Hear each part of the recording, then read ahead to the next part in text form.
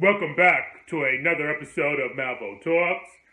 In light that when you see this video, Easter will only be a week away, I decided that it was important for me, or topical, for me to talk about Jesus in some form or fashion.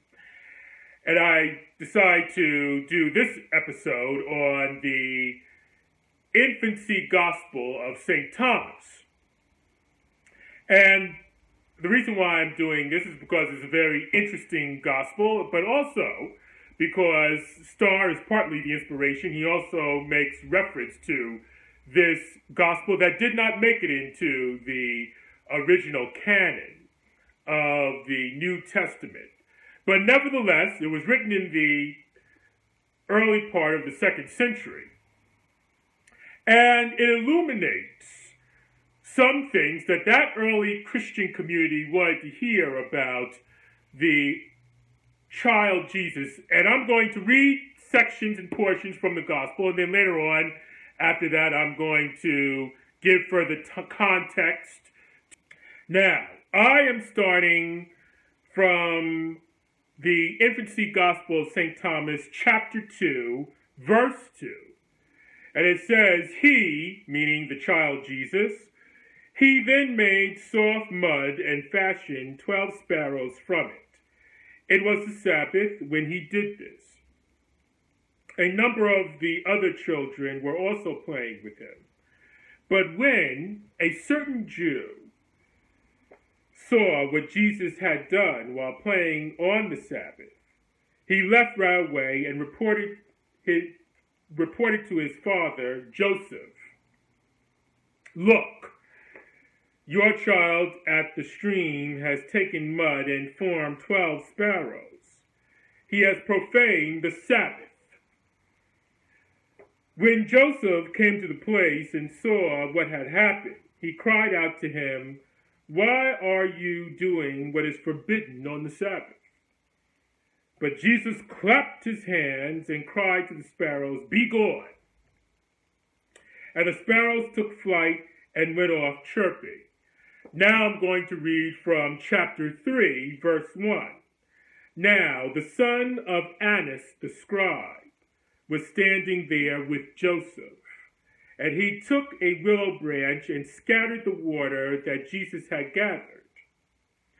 Jesus was irritated when he saw what had happened, and he said to him, 'You unrighteous, irreverent idiot. What did the pools of water do to harm you?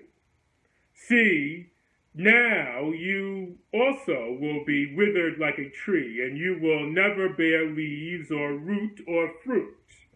Immediately that child was completely withered. Jesus left and returned to Joseph's house. But the parents of the withered child carried him away. Mourning his lost youth, they brought him to Joseph and began to accuse him. 'What kind of child do you have who does such things?'" Now this is chapter 4 of the gospel. "Somewhat later, he was going through the village, and a child ran up and banged into his shoulder. Jesus was aggravated and said to him, 'You will go no further on your way.'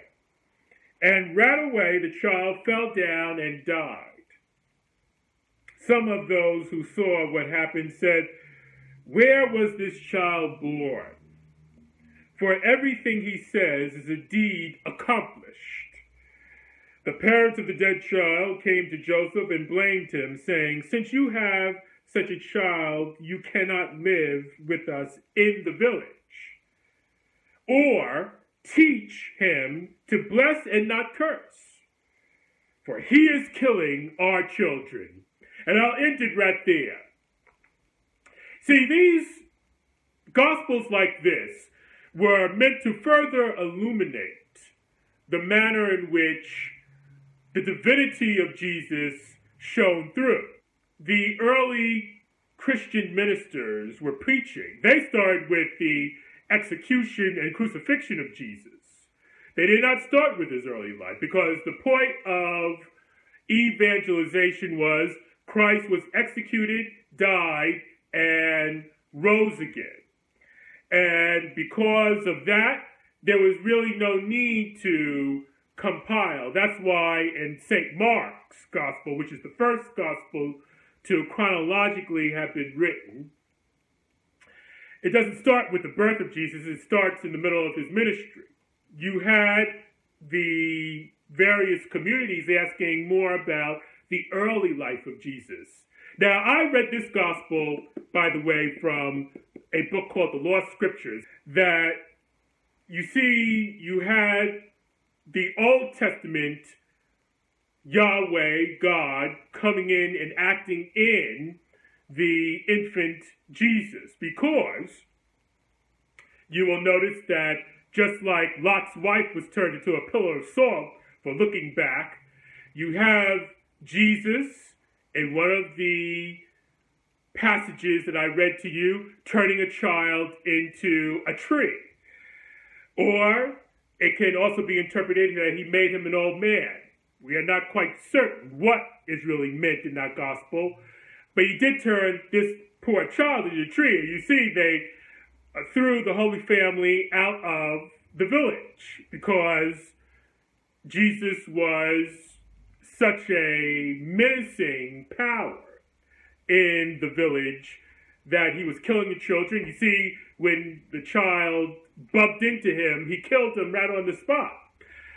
But this is a sign of the early Christian modes of perceiving Jesus. And that's why books like this cannot be so easily dismissed, even though they didn't make it into the canon that we now know as the New Testament.